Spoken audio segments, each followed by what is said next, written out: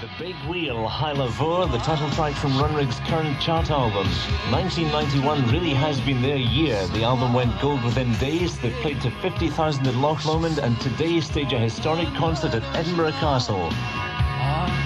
But the Highland connection from the Western Isles to international success dates back to the mid-70s when Rory and Calum Macdonald from US teamed up with vocalist Donnie Munro from Skye. I had been playing with, performing with a friend of mine, a guy called Ian McCrae in Skye, prior to becoming involved with Runrig. And the type of music I was involved in was fairly soft, sort of acoustic folk, mainly towards Simon and Garfunkel, that sort of territory, you know, very much song-based.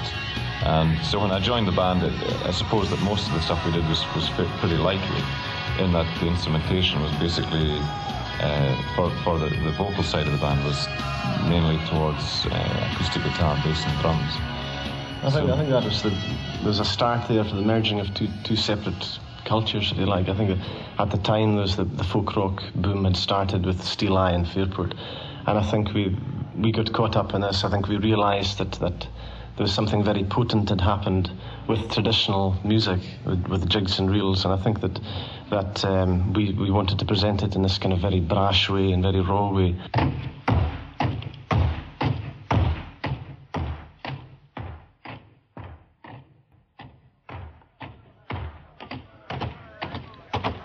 Runrig's unique blend of rock, folk and Gaelic styles got a mixed reaction in the Highland pubs and clubs, but further south it was a different story. Well, maybe it's not surprising now looking back on it, but at that time one of the surprising features of the reaction to the band was that the acceptance of the new band, if you like, the band playing its own material, actually started again in the cities.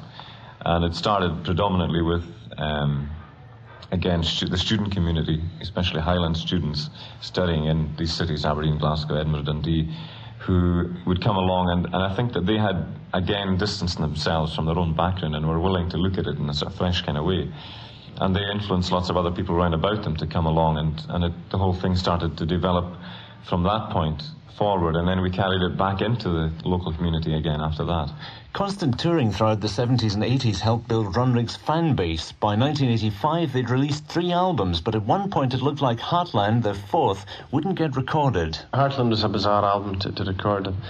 We actually went into that recording without any money whatsoever, and nobody was at that point going to give us the money to do it. And we tried everywhere, and we had this bizarre situation of Donnie and I halfway through the recording at lunchtime putting on suits and going off round the banks, merchant banks, the lot, you name it, we've tried them, and getting no response. And Malcolm had been doing his guitar solo, and he'd any luck, you know, can I carry on with this solo? And finding it difficult to say no, and it was really 11th hour that whole thing was salvaged.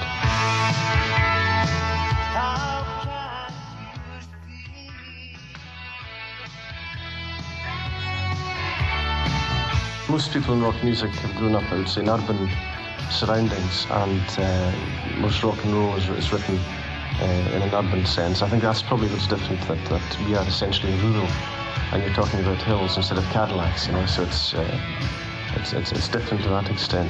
Calum Macdonald's view is supported by much of the Gaelic community. Lifelong fan Margaret Mary Murray.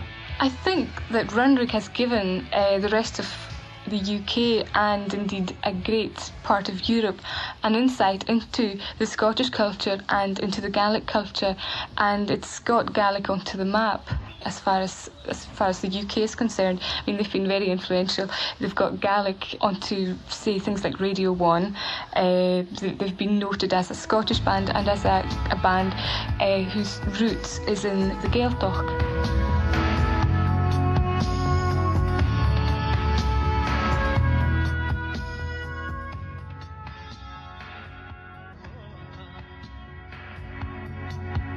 In the last 12 months, Runrig have played in Scotland to 150,000 people. To try and put that in perspective, U2 played to about 70,000, and even Scotland's favourite sons, Simple Minds, were played to about 100,000.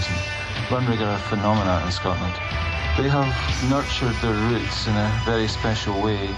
They always go back to playing in village halls and Faroe Islands. One week we'll play in large theatres and the next in Stornoway or whatever. And because of that, they have not lost their fans, they have kept them. Rock promoter Barry Wright. So, 2 decades down the road, Runrig are on the brink of major international success. Like all the band, Calum Macdonald and Donnie Munro remain unfazed by it all, and the Highland connection rolls on.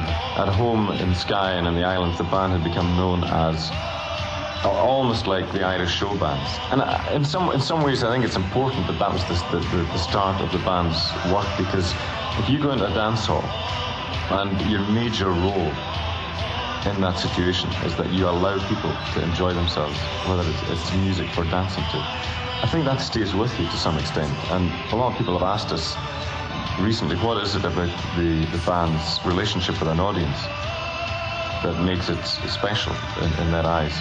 And to some extent, I still don't really differentiate myself on stage from the audience, because it was like when I started playing, it was almost just like an extension of actually going to a dance, of enjoying being in that location.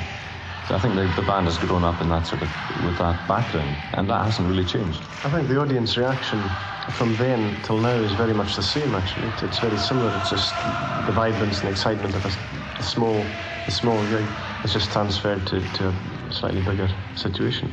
We are the band who, when the promoters failed to secure a license for a dance we were doing, that we actually bought a carry-out for the entire audience, and we had a sort of interval where we put, I don't know, many cases of beer in the middle of the floor and said, help yourselves. So we obviously had a good relationship in that sense. From that, maybe that's what it was. That story must have got around. To give free beer with our gigs, it will go along.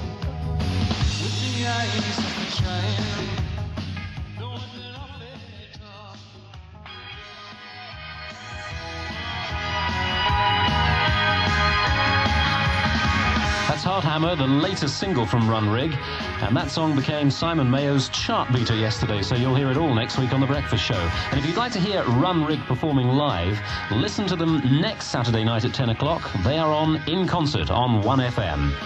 Our profile of Runrig was compiled by John Kavanagh of BBC Radio Scotland. This is the Saturday Sequence.